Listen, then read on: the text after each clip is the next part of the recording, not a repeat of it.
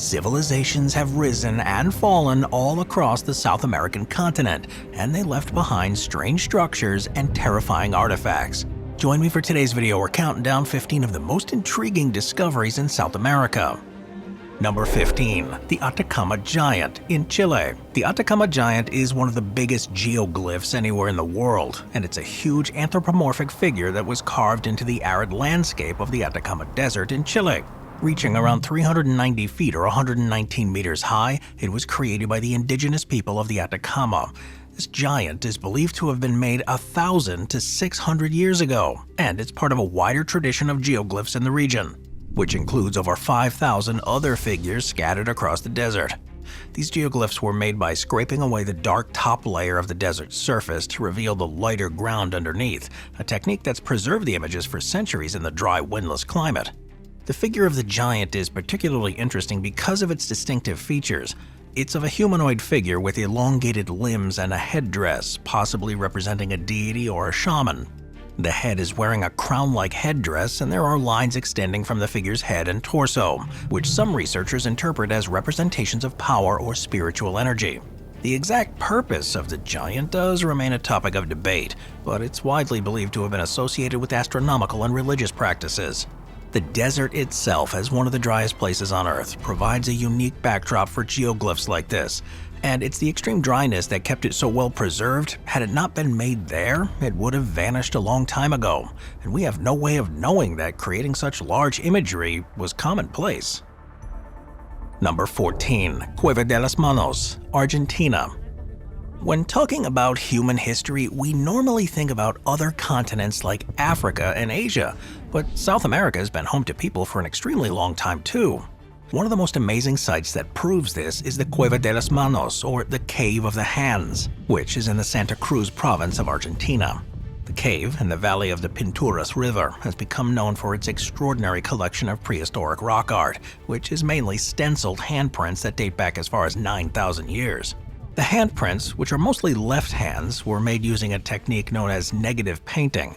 The artist would place their hand on the rock and blow pigments through hollow bones or directly from their mouths, leaving a silhouette of their hands on the stone surface. The pigments used were derived from natural minerals, producing a variety of colors including red, black, white, and even yellow. In addition to these handprints, Cueva de las Manos features a wide range of other pictographs. These include depictions of hunting scenes with images of guanacos, which are a type of wild camel native to South America, being chased by hunters armed with bows and arrows. There are also abstract patterns and symbolic representations which are believed to have held cultural or religious significance to the creators. The art provides some insight into their social and spiritual life of these early people, showing their deep connection to the natural world. Now, the dating of the artwork at Cueva de las Manos with radiocarbon and other techniques have revealed that the site was used by successive groups of people over thousands of years, from around 7300 BCE to 700 CE. This long period of use makes the site an invaluable record of prehistoric human activity. It was declared a UNESCO World Heritage Site in 1999 in recognition of its cultural and historical significance. Efforts have been made to preserve the delicate rock art, including the implementation of protective measures and the promotion of sustainable tourism practices. Number 13. Tikal, Guatemala. Tikal, which is in the heart of the Guatemalan rainforest, is one of the most important archaeological sites that's ever been found of the ancient Mayan civilization.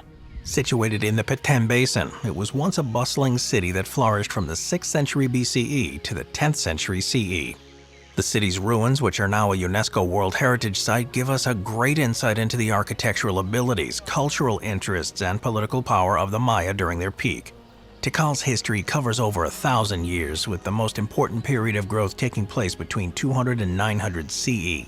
During this time, Tikal became one of the most powerful kingdoms in the Mayan world, engaging in alliances, rivalries, and warfare with neighboring city-states. Its location allowed it to control trade routes, and it enabled the exchange of goods such as jade, obsidian, and even exotic feathers, which contributed to its wealth and influence. The site's known for its architecture too, which includes towering pyramids, sprawling palaces, and intricately designed temples. One of the most iconic structures at Tikal is Temple 1. It's also known as Temple of the Great Jaguar, which is a pyramid that's 154 feet or 47 meters high. Next to it is Temple 2, or the Temple of the Masks, which was built to honor his wife, Lady Kalujun Unemo. These temples are part of the Great Plaza, the ceremonial heart of Tikal, which also features altars, stelae, and other significant structures.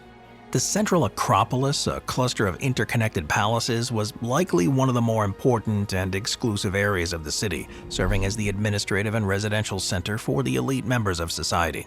Within the design of Tikal, there's also an advanced understanding of astronomy.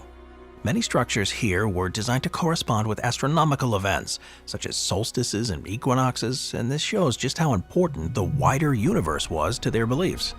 Despite its size, Tikal, like many other Maya cities, experienced a decline during the late 9th century as a result of environmental degradation, running out of resources, social unrest, and long-term droughts.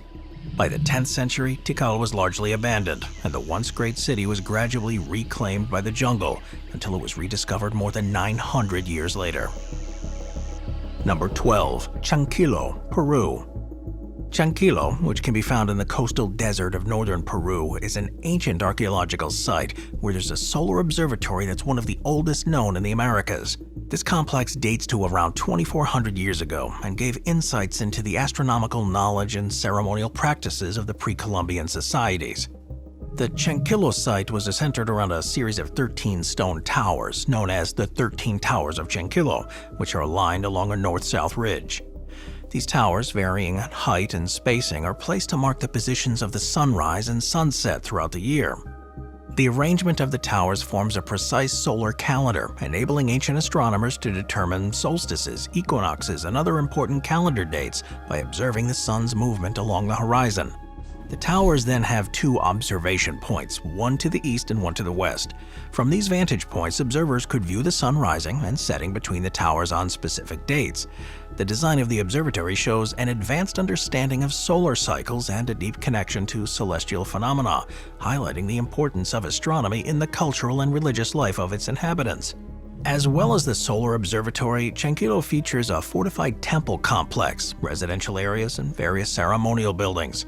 The central fortress on a hilltop has a series of massive stone walls, terraces, and stairways. And the site also contains circular plazas, storerooms, and other structures that suggest it was a hub of social and economic activity. Its discovery and the research that's happened here have taught us a lot about the architecture and astronomical capabilities of the ancient Peruvians.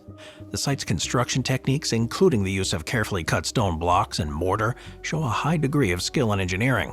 The rediscovery of Chanquillo in the late 20th century, led by Peruvian archaeologist Ivan Gezi, brought a global attention to its historical significance. In 2007, the site was designated a UNESCO World Heritage Site, recognizing its value as a cultural landmark and as an example of pre-Columbian astronomical knowledge.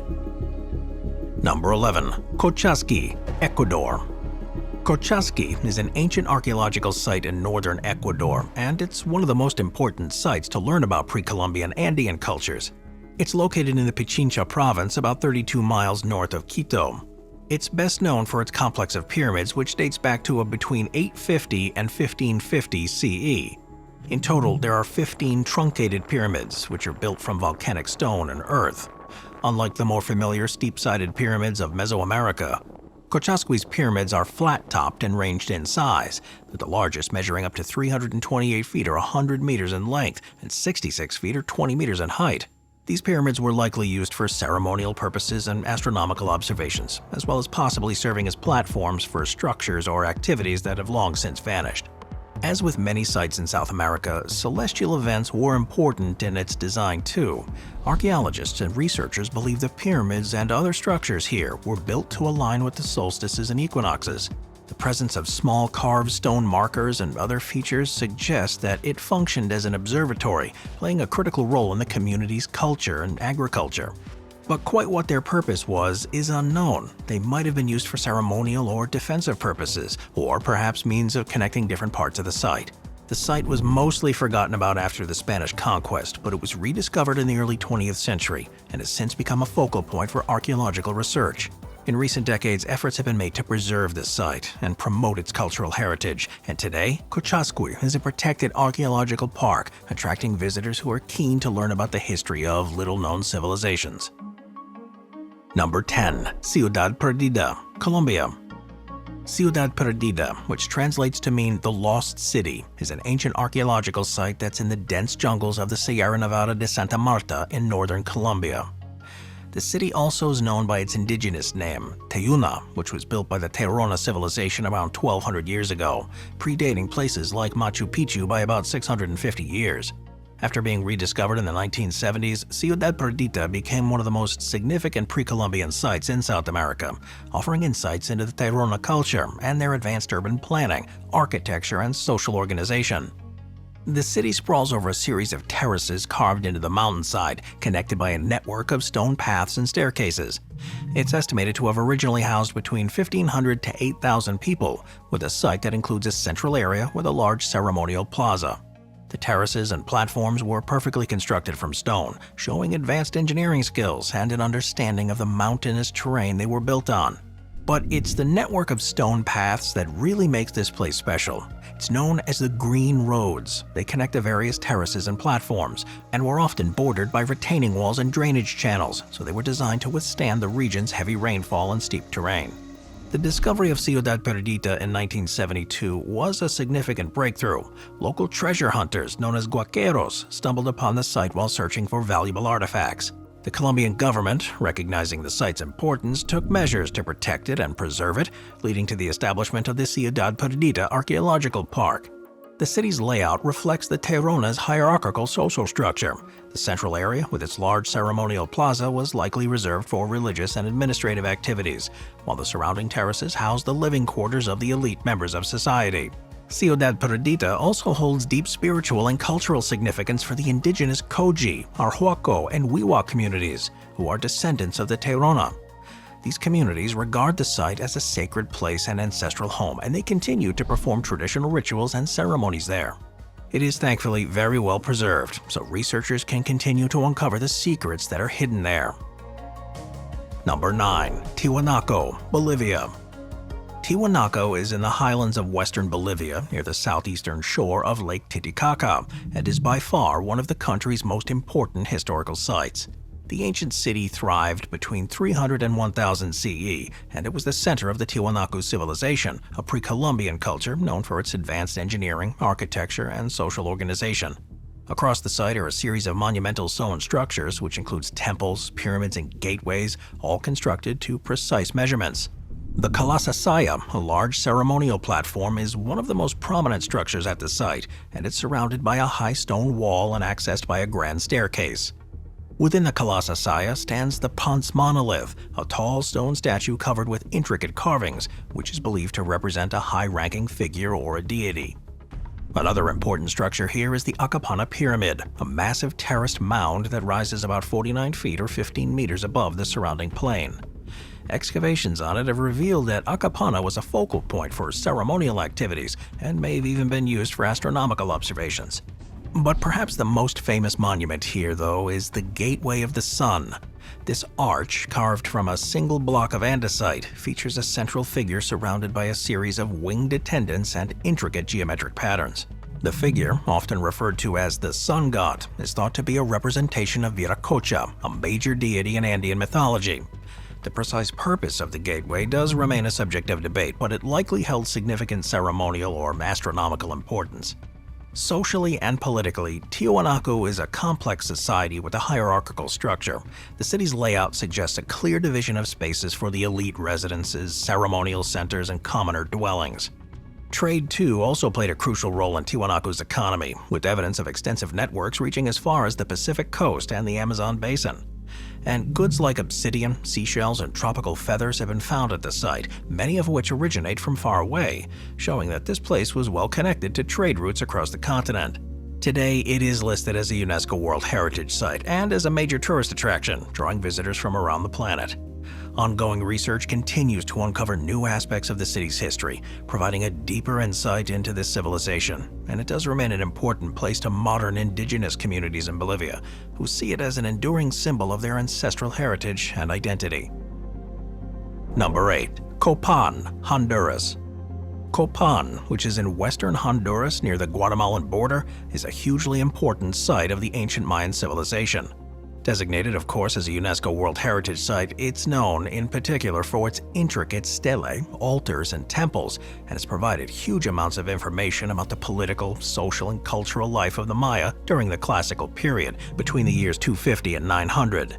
The city was established around the 5th century CE, and quickly it grew into a major center for Mayan culture and politics. Its location along the Copan River enabled trade and communication with the other Mayan city-states, and it led to it becoming an economic powerhouse. The rulers here, known as the Holy Lords, were both political leaders and religious figures. Now, one of the most impressive structures in Copan is its hieroglyphic stairway, which is on the west side of structure number 26. This grand staircase is decorated with over 2,000 glyphs, making it the longest known Mayan text. The stairway chronicles the history of the Copan dynasty, detailing the reigns of its kings and significant events, and shows the advanced knowledge of writing and mathematics possessed by the Maya. The Great Plaza of Copan is another highlight, where there's a collection of intricately carved stelae and altars. These monuments are dedicated to the city's rulers and gods, serving as both a historical record and objects of celebration. This was also a city of astronomical and scientific knowledge. The Maya developed advanced understandings of celestial movements, which they incorporated into their calendar systems. Structures like the observatory were used to track the movements of the celestial bodies, helping to regulate agricultural cycles. Quite why Copan fell in the late 9th century isn't clear, in a similar way to other ancient cities on the continent, and even by the time the Spanish explorers arrived in the 16th century, the city had been mostly reclaimed by the jungle. Moving on to number 7, the Nazca Lines in Peru. The Nazca Lines and the coastal plains of southern Peru are one of the strangest and least understood archaeological structures in the world. They are ancient geoglyphs that were etched into the desert floor and covering an area of over 390 square miles or over 1,000 square kilometers, across which there are hundreds of figures including animals, plants, and geometric shapes. Created by the Nazca culture between 500 BCE and 500 CE, we're not sure entirely why they were created, which has led to a number of theories. The Nazca lines themselves were made by removing the dark, oxidized stones on the surface of the desert to reveal the lighter, sandy soil beneath. The figures range in size from 98 feet or 30 meters to over 660 feet or 200 meters in length, with some of the most famous designs including the hummingbird, monkey, spider, and condor. What's amazing about them is the scale and precision with which they were crafted. The figures are best viewed from the air, suggesting that the Nazca people had some way of looking at them in this way, although no evidence of such technology has ever been found, which could only have been done by a complex and organized society with advanced knowledge of math and astronomy. Several theories have been proposed to explain the purpose of the Nazca lines. One of the most widely accepted theories is that they were created for astronomical and calendar purposes. Researchers have found that some lines align with the rising and setting of the sun at solstices and equinoxes. This does align with the importance of agriculture in Nazca society too, as the lines could have been used to predict seasonal changes. Another theory is that the lines had religious or ceremonial significance. The people here may have believed that the geoglyphs were pathways leading to sacred sites, or were created to be seen by their gods from the sky. The animals that are represented in the lines are thought to have held symbolic meanings related to fertility, water, and other aspects of Nazca cosmology. And the act of creating them may have been a ritualistic practice intended to appease the gods or communicate with supernatural beings. In recent years, though, advances in technology have provided some new tools for studying them. Drones and satellite imagery have allowed researchers to map the geoglyphs more accurately and discover previously unknown figures. These technologies have also helped to monitor the site for any damage caused by human activity and natural erosion. Number 6. Tima Tima in Venezuela. Tima Tima in the Falcon state of northwestern Venezuela is a site of huge importance that sheds light on the early human communities of South America.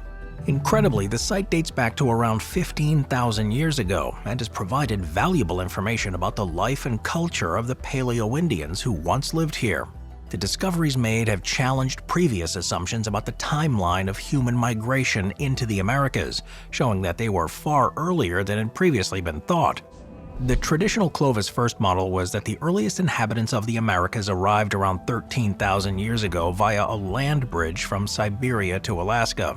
But it now looks like the initial migration may have happened through coastal routes or other pathways long before the Clovis culture emerged.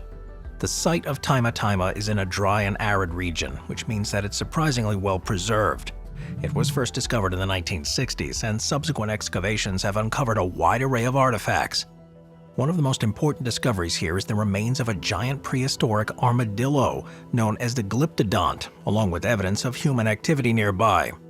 The presence of cut marks on the bones proves that humans hunted or scavenged these large animals and may have well played a role in the eventual extinction of them and other species. The stone tools found here include projectile points, scrapers, and other various implements that were used for hunting, cutting meat, and processing animal hides. The variety of these tools shows the inhabitants here possessed advanced knowledge of tool-making techniques, and they were capable of crafting specialized implements. These tools provide a window into the daily lives of these Paleo-Indians, revealing their strategies for survival and their interaction with the environment. Number 5. The Pam Mara Fortress Complex in Ecuador. This fortress complex, which is known as Pam Mara, which is in the Andean highlands of Ecuador, is a site that's helped to reveal the military strategies and cultural dynamics of the pre-Columbian era. It's found in the province of Pichincha, near to the town of Cayambe. This complex of fortresses is believed to have been constructed by the Cayambe people. They were part of the broader defensive network against the expanding Inca Empire, which was at the time looking to incorporate the region into its territory. The Pam Mara complex has more than a dozen fortresses. These fortresses, known locally as pucaras, were built using source stone and featured a variety of architectural features. The placement of the fortresses allowed for effective communication and coordination between them, creating a defensive network. The largest and most important fortress in the complex is Pam Mara itself, which sits on a high hill with views of the surrounding valleys and mountains. This fortress, like others in the complex, features thick stone walls, defensive ditches, and carefully positioned entry points. The Cayambe people, along with their allies, they resisted the Inca expansion fiercely. The fortress of Pam Mara played a critical role in those efforts, providing strongholds from which the local warriors could mount a defense. Still, investigations here have uncovered a wealth of information about the social and cultural life of the Cayambe people. Excavations have found domestic structures, pottery, tools, and other artifacts, and we've been able to learn far more about the military engineering and practices of ancient cultures. The resistance efforts of the Cayambe and their allies against the Inca are likely the same techniques they would have used against the Spanish conquistadors, and had the Inca not weakened the other empires so much at that crucial time, things could have turned out very differently. Number 4. Parque Nacional de Serra de Capivara, Brazil. Located in the northeastern state of Piauí, Brazil, it was established in 1979 and covers an area of 500 square miles or 1,300 square kilometers. Parque Nacional de Serra de Capivara is a particularly special and unique place that contains a large collection of prehistoric rock art. These sites contain tens of thousands of paintings and engravings, with some dating back as far as 25,000 years. These artworks depict a variety of scenes, including hunting, dancing, and daily activities. The sheer number of these images provide a comprehensive record of the cultural and social practices of prehistoric communities. It is another site that has the potential to change established theories about when people began moving to the Americas. The presence of such ancient and sophisticated artwork suggests that human occupation in this part of South America could predate the traditionally accepted timelines. With rugged terrain, dramatic cliffs, deep canyons, and expansive plateaus, the park is part of the Caatinga biome, which is a unique dry shrubland ecosystem that's home to a rich variety of life. The preservation and study of Serra de Capivara has been significantly improved by the efforts of archaeologist Niede Guidon and her colleagues. Since the 1970s, Guidon has led a number of excavations and research projects in the park, uncovering invaluable artifacts and helping to secure its status as a protected area.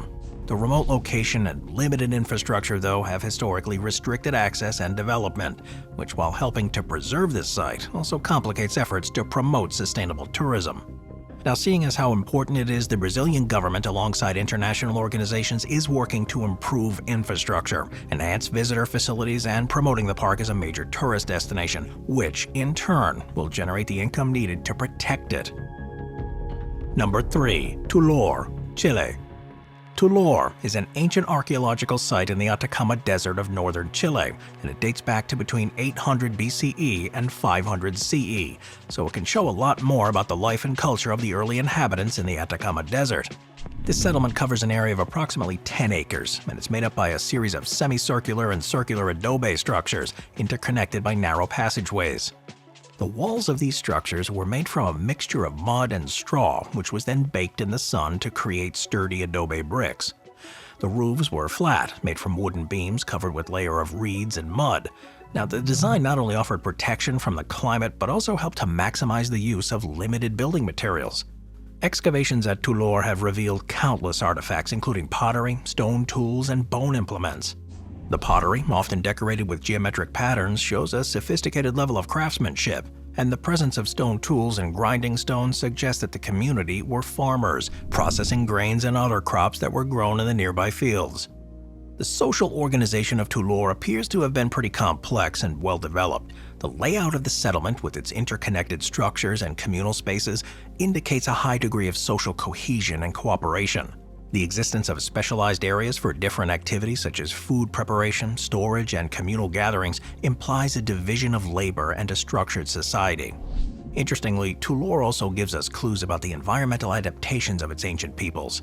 The ability to create a sustainable community in such an arid environment, including the use of irrigation channels and wells, that demonstrates an advanced understanding of hydrology and resource management. The Chilean government has implemented measures to prevent further erosion and damage to the site. These efforts include the construction of protective coverings over most of the vulnerable areas and the promotion of sustainable tourism. Today, it is a popular destination for tourists and researchers, offering a unique opportunity to explore the ancient history of the Atacama Desert. Number 2. Tierra Dentro, Colombia. Tierra Dentro, in the southwestern highlands of Colombia, is a place known for its monumental statues. Found in the department of Cauca, this UNESCO World Heritage Site provides an insight into the artistic trends and social structures of the ancient pre-Columbian peoples. The name Tierra Dentro translates to mean inner land because of its remote place it was built, and this is what has helped preserve the site for centuries. Across it, there are large ceremonial structures, many of which feature deep spiral staircases that lead down to chambers that are often decorated with intricate geometric patterns, anthropomorphic figures, and animal designs painted in red, black, and white. Inside these structures, archaeologists have found a variety of artifacts, including pottery, jewelry, and tools, which show a lot about the daily life, trade networks, and cultural practices of these peoples. Tierra Dentro is also known for its impressive stone statues, which range in height from 3 to 10 feet, or 1 to 4 meters, and they depict human figures with solemn expressions, wearing elaborate headdresses and carrying ceremonial objects. The discovery and study of Tierra Dentro has significantly improved the understanding of pre-Columbian cultures in Colombia. Research conducted since the 1930s has uncovered the complexities and richness of the site, highlighting its importance as a center of cultural and religious activity. Today, it's not only a site of historical archaeological significance, but also a popular tourist spot. Visitors can explore the entire site, look at the intricate wall paintings, and view the statues scattered throughout the area. The site is accessible via a network of hiking trails, which offer views of the surrounding mountains and valleys, and guided tours and educational programs are able to help visitors appreciate the historical and cultural significance of Tierra Dentro, helping to develop a deeper understanding and respect for Colombia's rich pre-Columbian heritage. Number 1. Machu Picchu, Peru. So probably the most famous ancient structure in all of South America, and one of the most famous across the entire globe, Machu Picchu, which can be found high in the Andes Mountains of Peru. It's often referred to as the Lost City of the Incas. It's a 15th century citadel that shows the pinnacle of the architectural capability, astronomical understanding, and cultural pursuits of the Inca civilization. And sat at an altitude of around 7,900 feet or 2,300 meters above sea level, is believed to have been built during the reign of the Inca Emperor Pachacuti at some point between 1438 and 1472. The precise purpose of Machu Picchu does remain a subject of debate, but it's generally believed to have been a royal estate or a sacred religious site. The site contains a series of stone structures, terraces, and plazas spread over an area of about 125 square miles, or about 325 square kilometers. Across the site, you'll see stone masonry like nowhere else, which is the result of Inca's technique called ashlar masonry. This involves cutting stones to fit together without the use of mortar, and is a method that provided strength and durability, but also allowed the buildings to withstand the region's frequent earthquakes. The precision of the stonework is evident in structures like the Temple of the Sun and the Room of Three Windows, where massive stones are seamlessly fitted together. Machu Picchu is also known for its intricate agricultural terraces, which were designed to maximize the arable land in the mountainous terrain. The Incas cultivated a variety of crops on the terraces, including maize, potatoes, and quinoa, providing all the food that the settlement needed. Astronomy too played a significant role in their culture, and Machu Picchu is aligned to astronomical events in a number of ways. The Intihuatana stone, often referred to as the hitching post of the sun, is a ritual stone associated with the astronomic clock or calendar of the Inca, and during the solstices the stone casts no shadow, indicating the precise time of year. This suggests that Machu Picchu was also used for ceremonial purposes. While despite its importance to the Incas, Machu Picchu was relatively unknown to the outside world until its rediscovery by American historian Hiram Bingham in 1911. Bingham's expeditions brought international attention to the site, and it quickly became a focal point. Today, Machu Picchu is of course a UNESCO World Heritage Site and one of the most visited tourist attractions in the world. Preservation efforts here are crucial to maintaining its longevity, as even though the Incas had advanced construction techniques, these structures are vulnerable to natural weathering, environmental changes, and of course the impact of all the tourists that now visit the site. In response to this, the Peruvian government has implemented measures to control the total visitor numbers, promote sustainable tourism, and protect the site's structural integrity, even to the stage that aircraft are banned from flying too close, and you're only allowed on the site when you're with an accredited tour guide. Thanks for hanging out with me, everyone. I'll see you next time. Thank you to our channel members.